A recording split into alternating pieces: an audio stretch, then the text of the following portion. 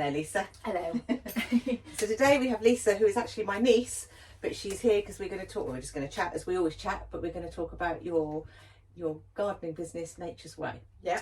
Okay. So as we know, we always start with a cake, and you requested a coffee cake, and I did a podcast a while ago, and I did my first ever coffee cake because, as you know, I hate coffee. Oh. I hate coffee. Oh, I didn't know that. Yeah. So obviously I can't taste the mixture Is as I go. Is that why you've got your little... Yeah, so I make my own little one because I feel otherwise I've got fear of missing out. If I'd have known, I would have changed my answer. No, it's fine. But it hasn't risen as well as the last one did, and I don't know why. It looks lovely. Was someone else's favourite coffee cake as well? Yeah, then? yeah. Oh. And she took great delight in the fact that she'd made me make that. Yeah. Made me make her my worst. Sorry, I didn't know you hated. Don't apologise. It's not. It's your cake. It's your choice. That's part of the deal.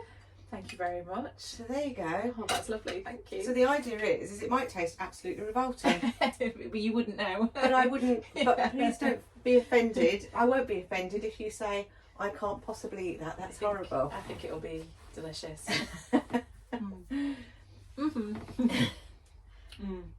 So yeah, so that's the thing. So coffee cake. No, I can't stand coffee at all. Oh. No. So all these ones, but I keep saying because I'm not a baker, and every time someone asks me something, I think, well, I've never made one of those before. No. I've never because I'm not a baker. But actually, it's not too bad. I do quite well. Yeah, it's good. It's very good. I've only had one real fail, and that was when I did a sorbet. Oh, that didn't. I've never made a sorbet. I've never tried a sorbet before. Lovely. So I start by asking you a silly question. Okay. So my silly question to you is if animals could talk, okay, which animal do you think would be the rudest and why? Ooh, that is a great question. My gut instinct, like the first thing, and I can't explain why, but the very first animal that came into my head was a monkey. Well, because they are pretty rude, aren't they? Yeah, and I think that they would just F and Jeff. Basically, I think they would be. Yeah, it would definitely be a monkey. Yeah, no, I think that's probably quite a good one, actually, isn't it? Yeah, and if they could, I think the monkey would give you the finger at every possible opportunity. I think it would. But does that come from Night at the Museum? Have you seen Night at the Museum? Have you never No, seen that? Oh, no. that's exactly what he does. It's a little is it a Carpathian monkey? I can't remember what type it is, but it's a little monkey. But he keeps stealing the keys off of I think it's Ben Stiller, isn't it, who plays the thingy? And at one point, I've not seen it. Okay. I'll have to watch that. Okay, brilliant. So, what's your question for me? Mine isn't a weird question. It's a really simple question, actually. I was going to ask you what your favourite flower was. Oh, if you have one. So for some people they can pinpoint one, but have you got a favourite one? Yeah. So for flowers in the house, I love lilies. Oh. I love lilies in the house. I didn't know that. Yeah. Okay. But outside flowers, I love dahlias. Oh, okay, fab. Yeah, good answers. They're my favourite. So you're not allergic to lilies like some people when it goes in the house. No. Yeah. Oh, fab. Dahlias, good choice. Because I think dahlias, there's so many different varieties, and completely. And I know that they're big and brash and in your face and things, but they are nice. I love all the different colours and things. So one of the things I've been working on with a client recently is growing dahlias for her daughter's wedding, which is in 2 weeks, and she's absolutely filled her garden with dahlias, and it looks absolutely amazing. But then she's going to cut all the flowers off for the wedding. But it's really nice. I think it's a brilliant thing. Yeah. And being the celebrant and with the weddings and things, more and more people nowadays are wanting the more meaningful stuff. Yeah. So more people are asking about the wild flower farms. Definitely, and the celebration of life I did the other week. Actually, they said that they wanted a vase of flowers on the table where they had we're going to have the photographs and things, and she was asking if I knew anywhere locally that had like the wild farms and things. So it's becoming much more, isn't it? It definitely is. There's a lot more like UK wildflower growers, a lot more starting, and a lot of women starting their own businesses doing that as well. It's a growing business for sure. Yeah, so yeah, you probably end up potentially meeting a few people doing that kind of thing through what you're doing. Yeah, I mean, I have met one at a wedding fair who does all the wildflowers, and then I was speaking to another one, like your traditional florist, who was saying that they can't do, when people ask them the costs and things, they say, but we only want some flowers for the bouquet, and we only want a couple of flowers for this. And she was saying, but you can't do it because she orders her flowers from abroad, from Denmark or wherever they come from. Yeah. And to make it cost effective, you have to order enough. So of course then it's like, so you're only doing that for your really big weddings, aren't you? Where people want all the big, but of course people don't necessarily weddings want that. are £20,000. The average wedding is £21,000, which is crazy. People just haven't got that kind of money, so they're all just. So I think the wildflowers is absolutely. It's going to be a thing, isn't it? It's going to be a big thing, which is great. And you know, in Chesterfield, you know when you go out to Barlow and you've got the sunflower farm. Yeah. But they're not using that normal field now. They're across the road and a bit further down. Right. But they've also got wildflowers in there because we pass it. It's not just the sunflowers, but they've got all these purple. So there was people there the other day picking those. Oh, brilliant! Yeah, I love it. Yeah, no, it's fab. Oh, so yeah, lilies. Any particular reason, or just because they're stunning? I don't know. I just think they just seem to, when I think they're in the house, they last a long time. Yeah, they do. They give out a smell. Sometimes the smell is a bit too strong. Yeah. But they give out a really nice smell. They last for ages. They don't look raggedy quickly. Yeah. And so long as you cut the bits off that drop the orange stainy bit, then you're good. Then you're good to go. So I just like them. Yeah. Yeah. Oh, they're my favourite. So what's your favourite? What's your favourite flowers? Oh, crikey. How could I have asked you that question then and then not expect you to ask me it back?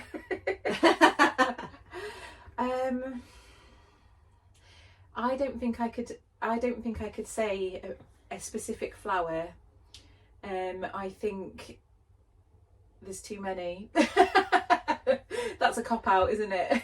No, it's fine. I think obviously it's your sort of... that feels like a cop out.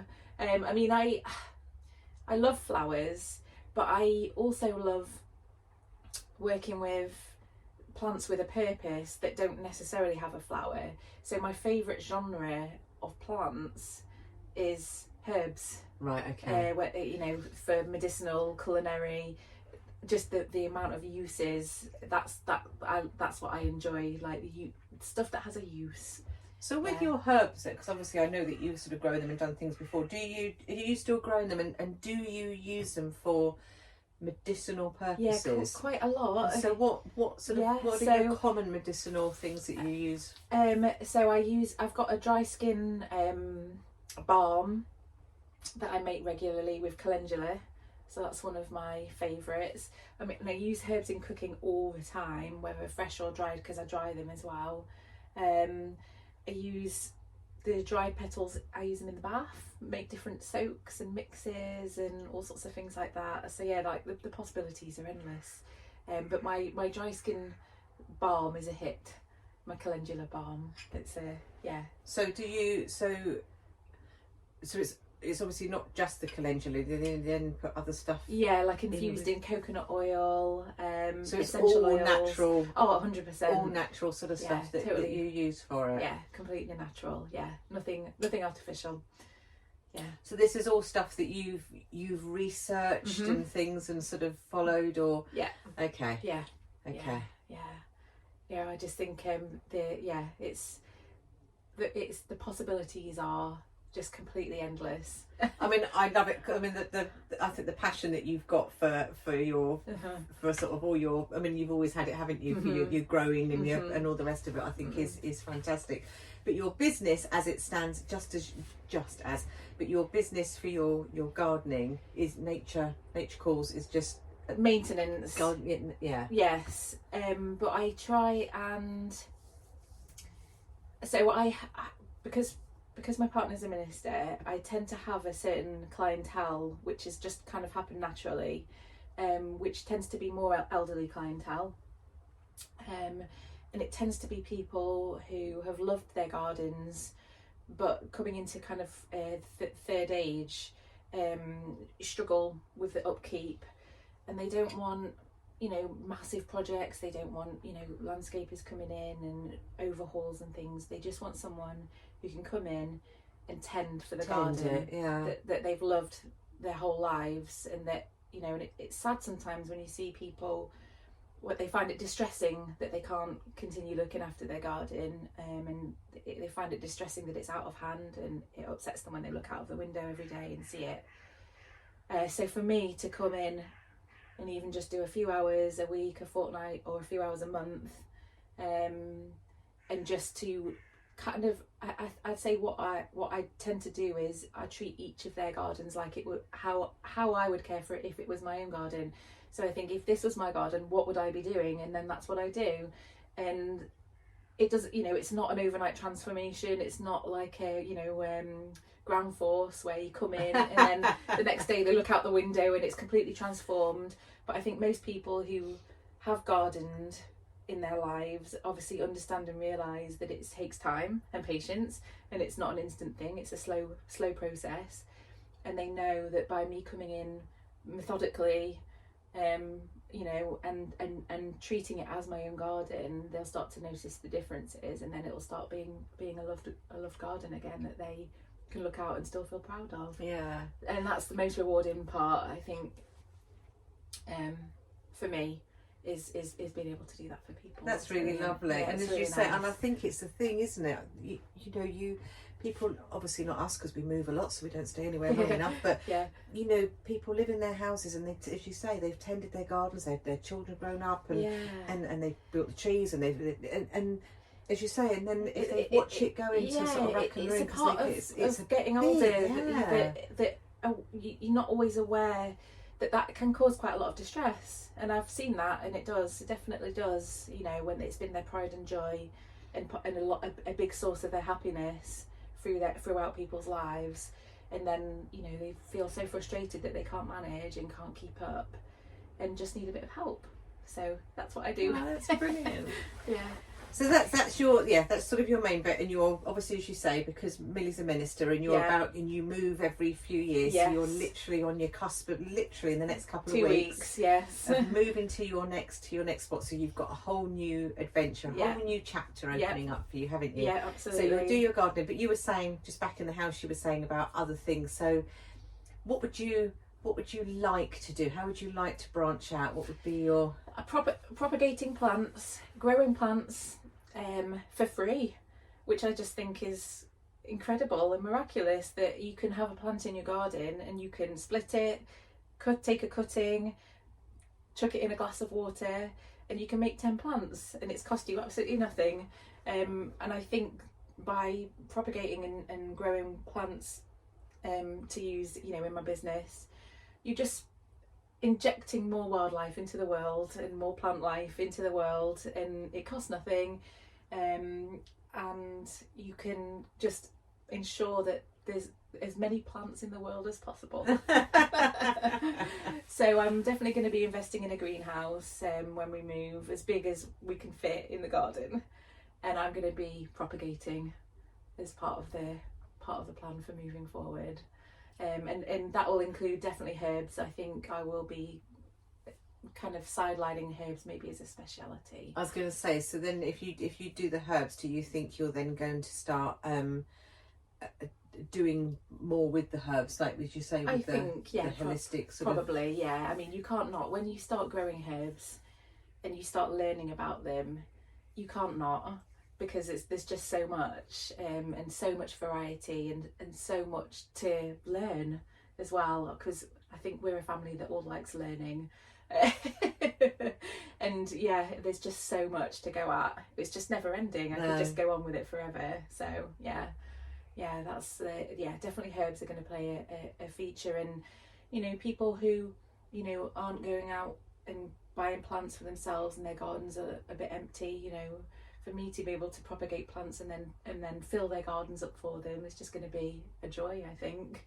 Yeah. I mean, that's lovely, but you need to make money as well. Well, yeah, I mean, there's an element of that, but then there's also an element of, if you're propagating and you've got surplus, then you can share it Yes. for free as well. Yeah, I mean it can be generous lovely. as well, which is definitely part of the plan as well. But yes, you do need to be business minded as well.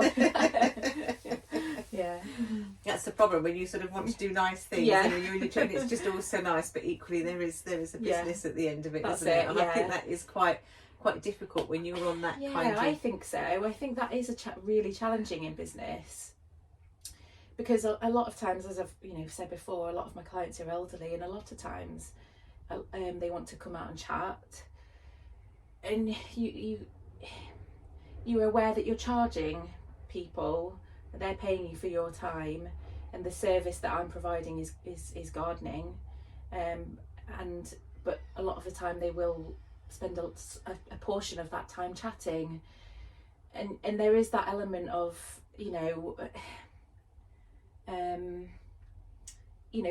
at what point are they paying to chat to someone, and that I find really, really difficult, because I would never want to charge someone for chatting, but I'm there to garden. So it is tricky. Yeah, it's tricky. Yeah, I do find that difficult. Yeah, and I'm sure sometimes that they just they would probably happily just chat the whole time and enjoy the company and pay you for it. That's it does. The boundaries do blur with it's that. difficult, isn't it? It's hard, because especially when you become friends with people, and then you don't charge your friends for your time with them. I know it is really, really hard. I mean, because I do I started doing the volunteering up at the hospital for things, as you say, and that's literally just to talk to people. Yeah, that's literally, and people are lonely. They're aren't crying they? out They for company. They just want to talk, and it's that thing, isn't it? Of like, old people are not old people. They are people that have just got older. Absolutely, they've got a whole lifetime of absolutely of who they were. Of being that silly 16-year-old, and out on their first date and getting and all the things that we go through. They've done all that, Definitely. and I think it's a real thing, isn't it? That the older people a lot of the time are just seen as old people. Definitely. And not just people who have got older. Yeah, definitely.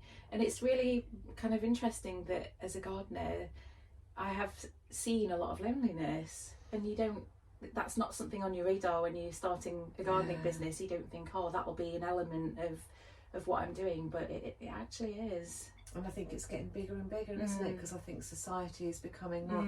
Who was I talking to the other day? Oh, it was another podcast, but she was saying, that nowadays, children grow up, they go off to university, and then they end up staying where they've been at university or with a person they've met, so families are split apart. Yeah.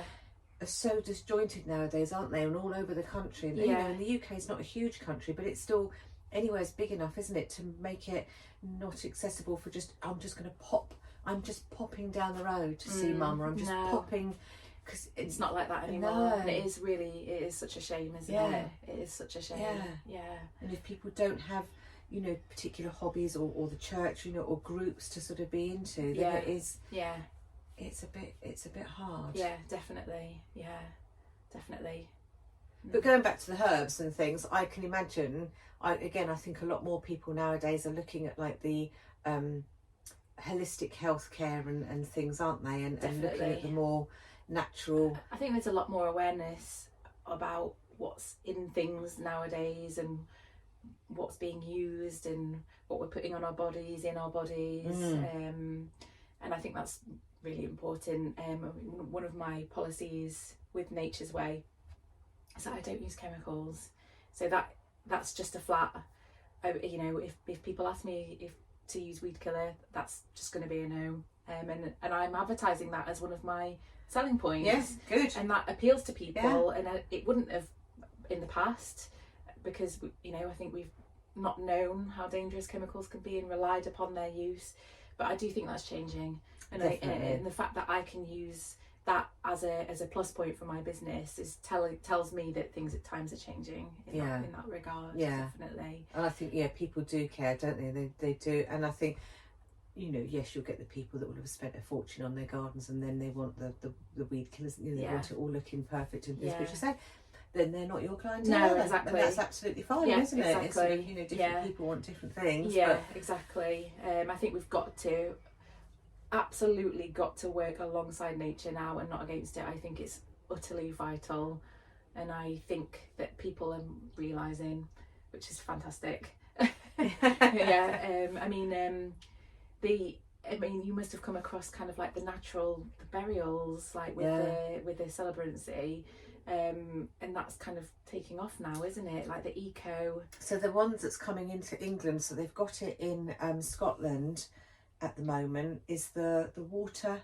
It's called, I can never pronounce it, remination or something. Right. So it's a cremation, but it's a speeded up process using water, and so you're not burning, so you're I've not getting. I've not heard of that. So you're not getting the environmental impact of the furnace burning. So it decomposes the body in a lot quicker way. Wow.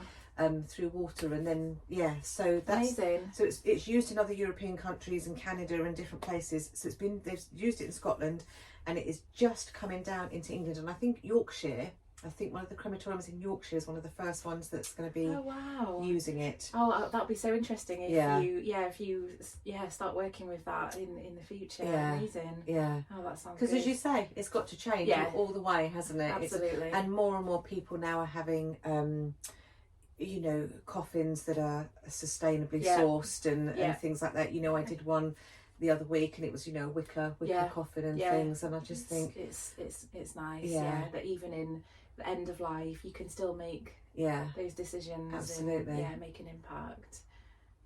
Absolutely. So where would you like to see yourself in 5 years, if all the things are like taking sort of the million, having to move around, but just in an ideal situation, where would you like to sort of see yourself in 5 years' time? I think just in a, hopefully, as part of a thriving community, wherever we are, because I think community, again, it all links in to everything that we've talked about, and the importance of people. So just being an active member of a thriving community, and being making a difference via my business, and just it having a positive impact on our natural spaces. If I was managing all those things, I would think I'd be really happy. Oh, that's beautiful.